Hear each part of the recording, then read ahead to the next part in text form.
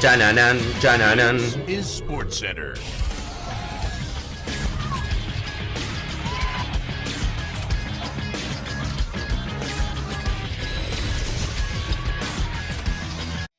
Hola gente, ¿cómo andan? Un saludo grande para todos, yo soy Sanio, les traigo un nuevo video al canal.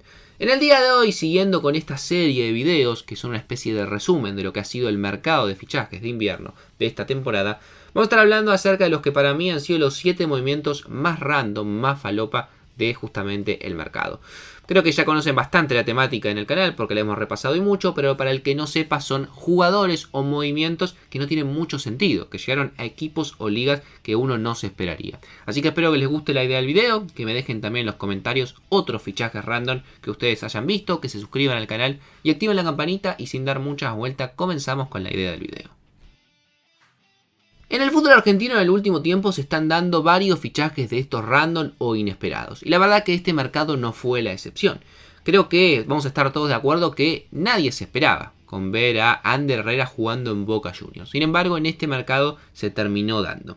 El español, con un gran pasado en el fútbol europeo, jugando en el Athletic Club, donde jugó gran parte de su carrera, pero también con pasos importantes, sobre todo en Manchester United y también con el Paris Saint-Germain, jugador además con pasado en la selección española y que tenía 35 años y no tenía mucha continuidad en Bilbao. Por lo cual uno quizás pensaba que iba a seguir en España, quizás volvía a Zaragoza, que es el club en el cual también había jugado en el comienzo de su carrera, pero pocos creo que nos esperábamos que se termine dando su llegada al fútbol argentino.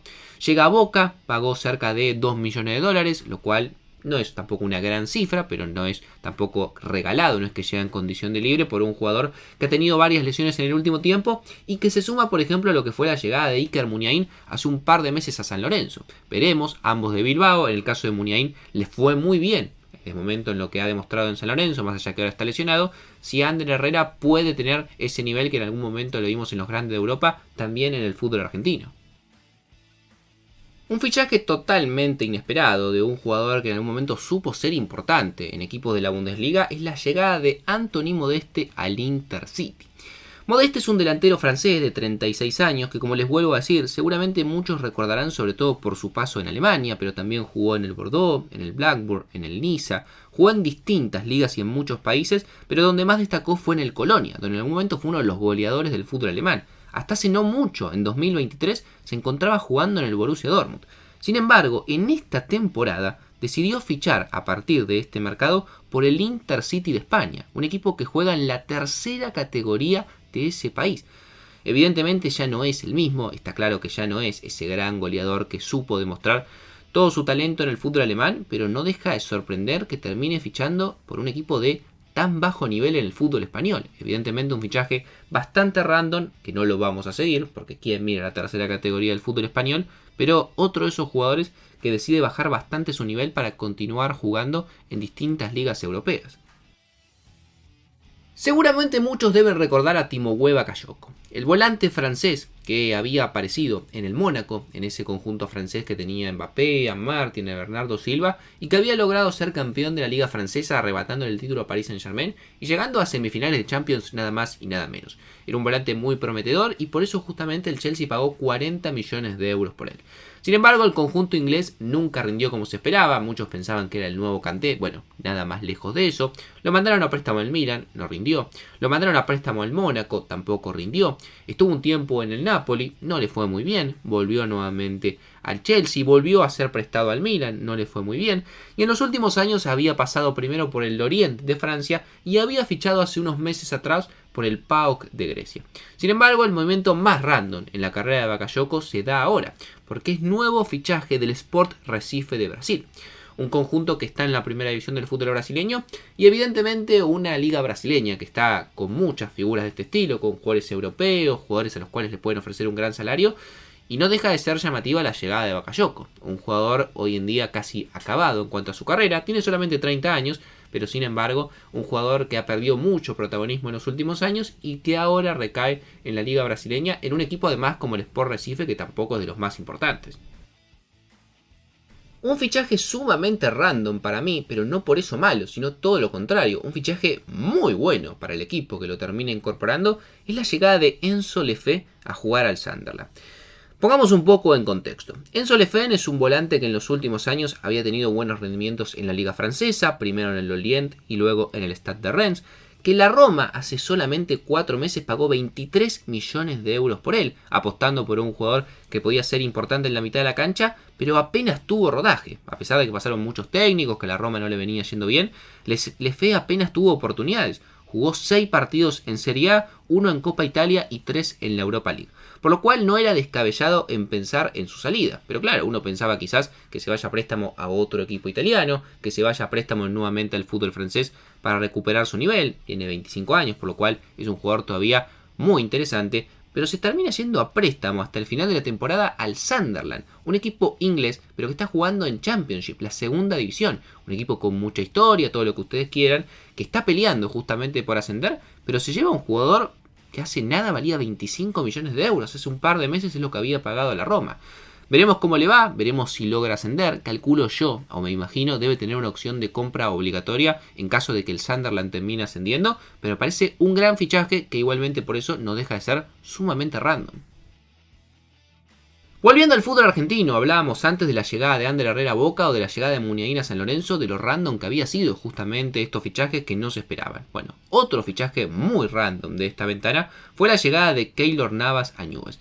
Ya de por sí que Keylor llega al fútbol argentino es llamativo con toda la trayectoria que tiene, tantos años en Real Madrid, en Paris Saint-Germain, pero que encima no solamente llega al fútbol argentino, sino que llegue a Newell's, un equipo del interior, un equipo de Rosario, que ni siquiera es de Buenos Aires, no es Boca o River, con toda la historia que puede llegar a conectar a Keylor con ellos, es todavía más llamativo. Jugador que reconoció que lo llamó a Messi, porque justamente Messi salió de Newell's y obviamente le dio las mejores referencias y decidió llegar al fútbol argentino. A pesar de tener ofertas del fútbol árabe, se hablaba de la MLS, se habló en algún momento que estaba muy cerca de Monterrey de México, en algún momento se habló que estaba muy cerca de Colo Colo. Evidentemente ninguna de todas estas propuestas terminó prosperando y un Keylor que ya hace un tiempo no tenía equipo, hace 4 o 5 meses que no había conseguido después de haber salido del Paris Saint-Germain, decide llegar a Newell's, que pasa de atajar frente a Haaland, frente a Kane, a tener que jugar un partido frente al Civi. No deja de ser evidentemente un fichaje random, pero un fichaje muy bueno y que sin duda hace más atractivo al fútbol argentino. Yo siempre he hablado de Morata como un jugador para mí sobrevalorado, que ha tenido una carrera mucho mejor de lo que debería haber tenido por el rendimiento que yo le vi sobre todo a nivel clubes. A nivel selección poco se le puede reclamar a Morata, que en 84 partidos ha marcado 37 goles y hoy en día es el capitán de esa selección. Sin embargo, a nivel clubes para mí nunca rindió al nivel de jugar en equipos como el Madrid, la Juventus, que el Chelsea pague casi 70 millones de euros por él, después jugar en Atlético de Madrid, y que en este último mercado el Milan lo había comprado en 13 millones de euros para tener un jugador que pensaban, por todo lo que había demostrado a lo largo de su carrera, jugando en clubes, siendo titular en la selección española, podía ser la solución. Está claro que en Italia no encontraron eso. Un futbolista que disputó 25 partidos, apenas marcó 6 goles, dio 2 asistencias y el Milan necesitaba un goleador que le pueda aportar mucho más. Justamente por eso terminan fichando a Santi Jiménez. Sin embargo, uno pensaba que quizás Morata se iba a quedar como suplente o Morata iba a volver a España o ir a otro equipo de Italia. Lo que no me esperaba yo para nada es que termine llegando a préstamo al Galatasaray, que paga una cesión de 6 millones de euros por un préstamo que va a ser hasta fin de este año, hasta enero del 2026. Pero vuelvo a decir lo mismo, un jugador como Morata, con todos los grandes equipos en los cuales ha jugado, siendo titular además en la selección española, que decida irse a jugar al fútbol turco, no me deja de parecer llamativo y por sobre todas las cosas bastante random. Y para mí, sin duda, seguramente lo van a estar viendo en la miniatura, el fichaje más random de esta ventana es la llegada de Sergio Ramos a Monterrey de México. ¿Quién se podía esperar en algún momento que Sergio Ramos, en algún momento el mejor defensor del planeta, históricamente hablando, el jugador más goleador en su posición y uno de los mejores defensores de la historia para mí, termine su carrera en la Liga Mexicana? Y no lo digo en desmedro de México, sino que lo digo en cuanto al nivel y la trayectoria que ha tenido Sergio Ramos. Un jugador, como digo, que en Real Madrid ganó absolutamente todo, campeón del mundo con España, que cuando se fue del Madrid se fue a Paris Saint-Germain y siguió rindiendo en un buen nivel más allá de las lesiones, que venía de una última temporada en Sevilla donde lo había hecho muy bien. Muchos inclusive pedían que Ramos vuelva a la selección española porque realmente en Sevilla estaba jugando en un gran nivel.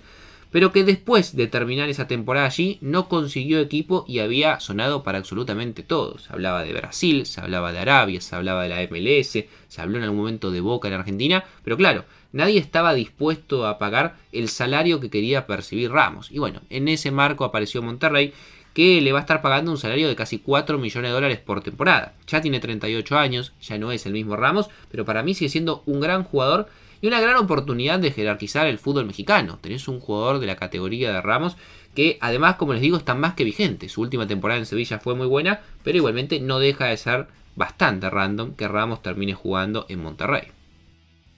Estos para mí han sido los movimientos más random de esta ventana. Me gustaría que ustedes me dejen su opinión en los comentarios, que se suscriban al canal, activen la campanita y me sigan en las redes sociales. Y sin dar muchas vueltas los dejo por hoy y los veo mañana en un próximo video.